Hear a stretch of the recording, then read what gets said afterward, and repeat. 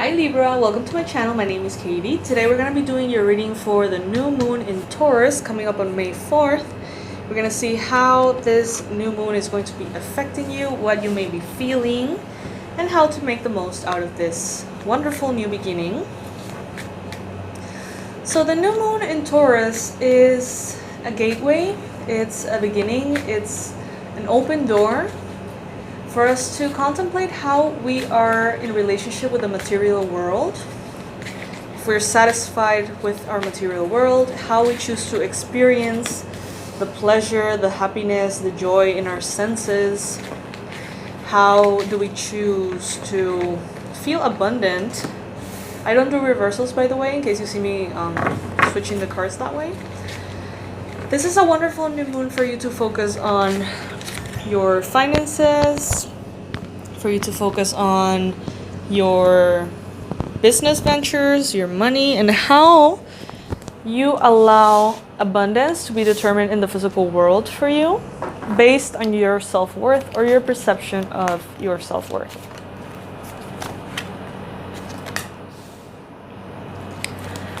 So I'm going to be pulling some tarot cards here and then some oracles to see what you may be feeling, what may be going through your mind, through your space.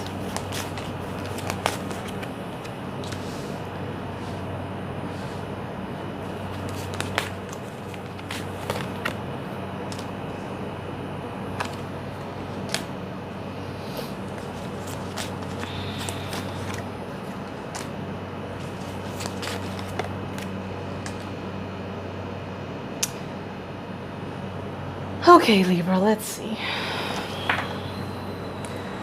So this is going to be an important new moon for you to evaluate the foundations and stability in your life, especially in the material world due to Taurus being an earth sign.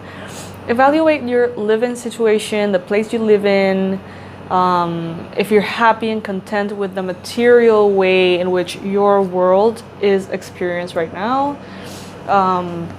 You may be receiving important ideas, epiphanies, or clarities at this time, so be very open to what comes through for you, maybe in meditation, or maybe as you're just going about your life. Around the time of this new moon, you might feel like there's kind of like aha moments being brought to you in which you say, huh, that's what I have to do. Now I get it. Now I understand. That is exactly what I've been intending to figure out, but haven't yet.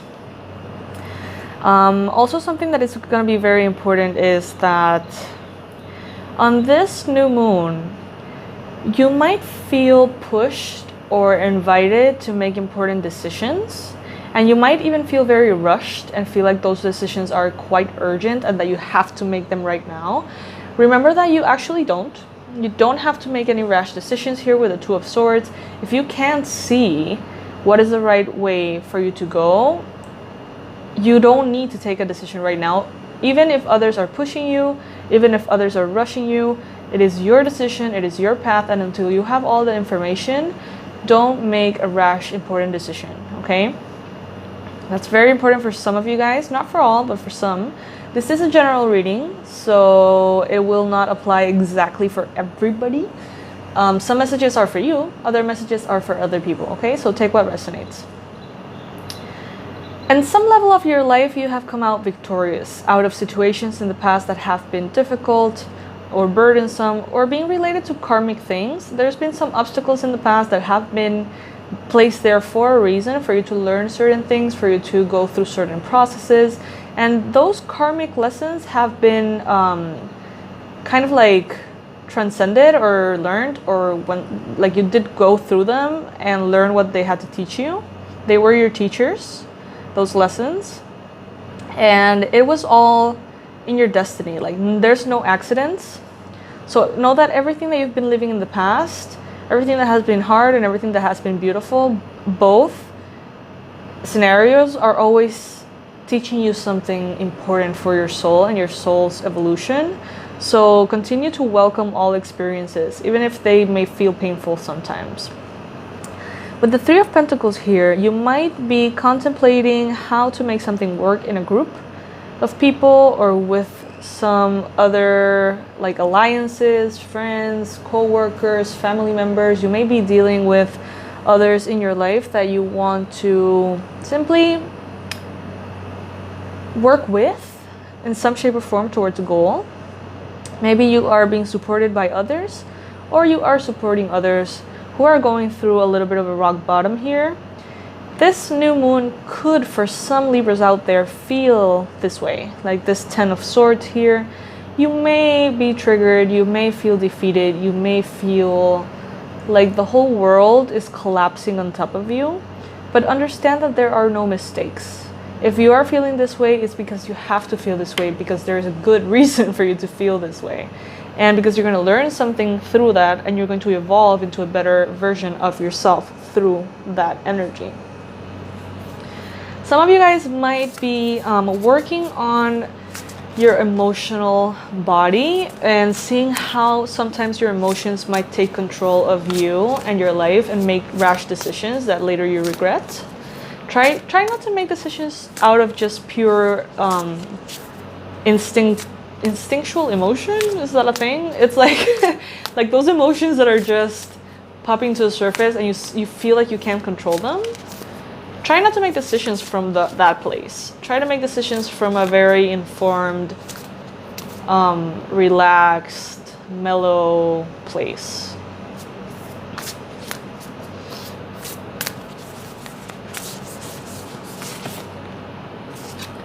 Joy. Joy is to serve, to love, and to give.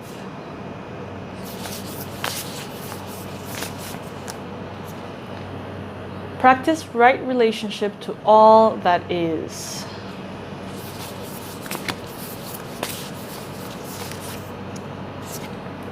Practice deep respect for yourself as a sacred vehicle for energy.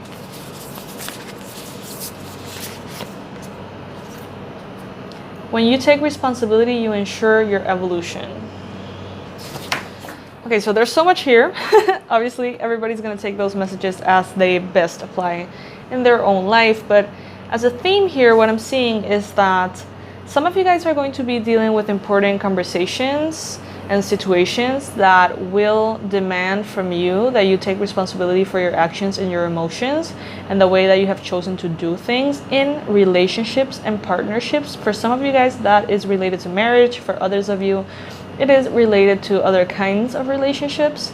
Remember that your body is a sacred vessel, and the more aligned and healthy your body feels, the more that translates into your relationships and into the rest of the areas of your life in an easier way. Taking responsibility for things is the way to go right now. Sometimes I find this within my clients, this belief that blame matters at all. You know, whose fault is it at the end of the day doesn't really make a difference. But everything that comes into your court, whether that was your fault or another person's fault, if it's in your space and if it's in your court, you have to take responsibility on fixing it. And I know that that sounds annoying for some, triggering for others, but it's not our fault that shit happens, you know? Sometimes it is our fault. Sometimes it's another person's fault. Yes, whatever, it doesn't matter. Whose fault it is, it doesn't matter. What our goal should be, instead of finding the right person to blame, what our goal should be is to have a clean, harmonious space within our lives. So let's use an example. It's not your fault that there was a very powerful problem in your family, but it is your responsibility to turn that problem into evolution for you. Maybe it's not your fault that your partner cheated on you, but it is your responsibility to see what you're willing to take, what you're willing to forgive, what do you think you deserve, how are you going to address things? You know what I mean? Like, it's not your fault, but everything is our responsibility, because we have the awareness and the consciousness to choose how everything that comes in is going to be dealt with. So don't blame, don't get stuck in the blame, because at the end of the day, who has the whose fault it is doesn't really make any difference. we have here the Observer. So it's a good time for you to observe your relationship to this that I'm saying, and your relationship to the world around you, your relationship to your body, your relationship to joy, your relationship with others, and your relationship with your ability to take responsibility for what is in your space. Now, I'm going to be reading this message, the Observer.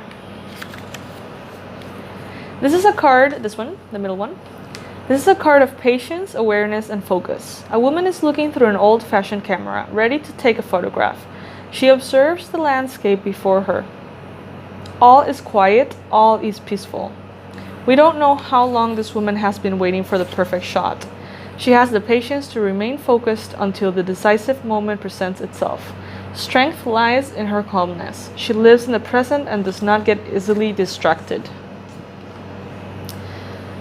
Yep, that sums it up. So yeah, you guys, this is your reading for the new moon in Taurus. As suggestions for this new moon, my recommendations are 2 different things. First, do things that connect you to the sensuality of the material world and your physical body. So if you like massage, get a massage, hot tub bath, yoga class, use essential oils, meditate, stretch, use candles. Everything that triggers that pleasure response in your senses is going to be wonderful. And also, it is a great time for you to analyze the financial aspect of your life and the relationship between you and money. That is a reflection of the relationship between you and your self-worth. The more you value yourself, the more the world values you. So that would be step 1. You know, that's my option proposal 1. And my proposal number 2 is to actually take the Abundance Blueprint course. I created a 20 video online course on my website speaking about our relationship with money, speaking and teaching you how to manifest financial boosts and a higher financial awareness on your reality through energy work. Honestly, that course was as an offer at a discounted price till the end of April. But this moon is like the best time ever to do this course. So I'm extending the discounted price for another week in case some of you guys would like to, you know, take advantage of that discounted price and go through the process of the course at this time. It is amazingly synchronistic that this new moon and the course are available at the same time. So I recommend you do that if you feel like you need some healing in regards to money. And sending so much love your way, you guys, and I hope you have a wonderful, wonderful new moon.